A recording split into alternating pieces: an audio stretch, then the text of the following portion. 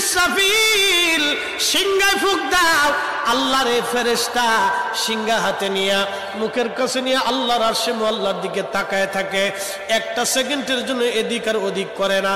কখন রব হুকুম দিবে সিংহায় ফুৎকার দেওয়ার জন্য, যখন সিংহায় ফুৎকার দিবে কুরআন বলতেছে ইদাস সামাউ ফাতারাত, আকাশ ভেঙ্গে ভেঙ্গে ভেঙ্গে ভেঙ্গে পড়তে থাকবে।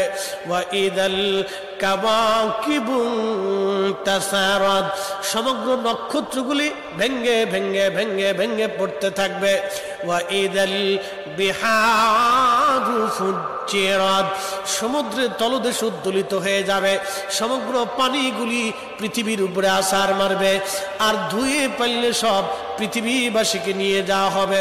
ওয়া ইদাল কুবুরু বুসিরাত, কবরের ভিতরে যাহা আছে সব আমার মালিক আমার রব বের করে দিবে। কবর থেকে মানুষ বের হইয়া সেই দিন হাসরের ময়দানের দিকে দৌড়াইতে থাকবে, সবাই উলঙ্গ থাকবে, কিন্তু আমার নবীকে আল্লাহ ৭০,০০০ ফেরেশতা বেষ্টন করাইয়া জান্নাতের পোশাক পরাইয়া মহাসম্মানে ফেরেশতারা মিছিল দিয়ে দিয়া আমার নবীকে হাসরের ময়দানে মাকামে মাহমুদে বসাবে। একবার জোরে বলা যাবে কি আল্লাহু আকবার। বাজান মুসলমান, খুব মনোযোগ দেন। হযরত ইউনূস আলাইহিস সালামের কথা বলছিলাম, মাছের পেটের ভিতরে ইউনূস। চিন্তা করলেন মরে গেলাম না বেঁচে আছি, লাড়াচাড়া দিয়ে দেখলেন না বেঁচে আছি, দাঁড়ায় গেলেন খোদার পয়গম্বর, দাঁড়ায় দিয়ে সেজদার মধ্যে পড়ে গেলেন।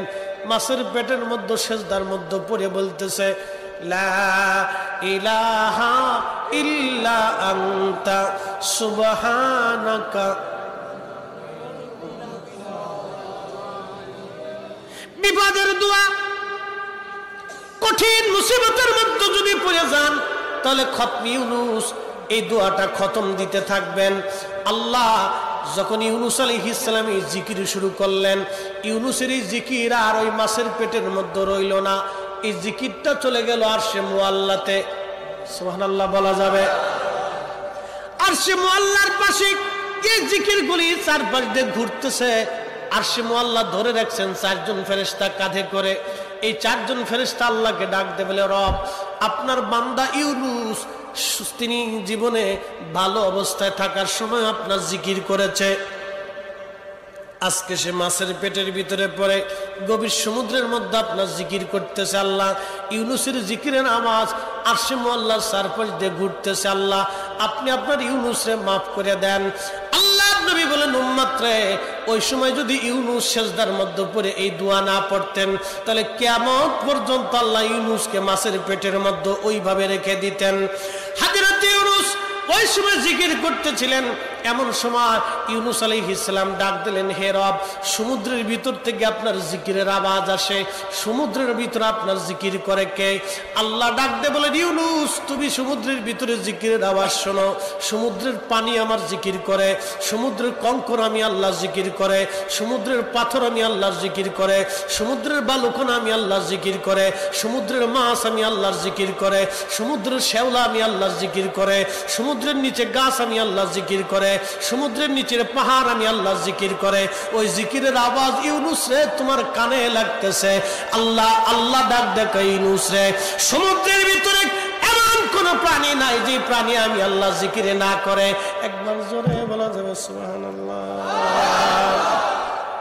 ইন্নাল্লাহা ওয়া মালাইকাতাহু ইউসাল্লুনা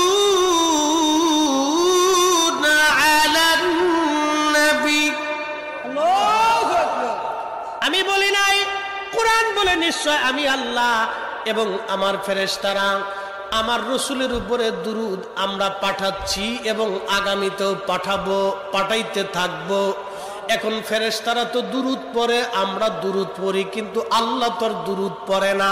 তো আল্লাহ কি করে জানেননি?